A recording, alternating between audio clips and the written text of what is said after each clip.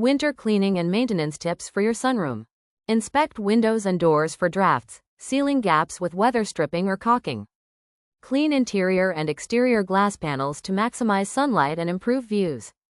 Dust and vacuum regularly to keep surfaces and corners fresh and allergen-free. Check heating systems to ensure efficiency or safely use portable heaters. Protect furniture and fabrics with UV protective films, blinds, or curtains. Monitor for condensation to prevent mold or mildew. Use a dehumidifier if needed. Clear gutters and rooflines of debris to maintain proper drainage and reduce snow buildup. Inspect for pests and seal any entry points to keep wildlife out of your sunroom. Test lighting fixtures and replace dim or flickering bulbs for better ambiance.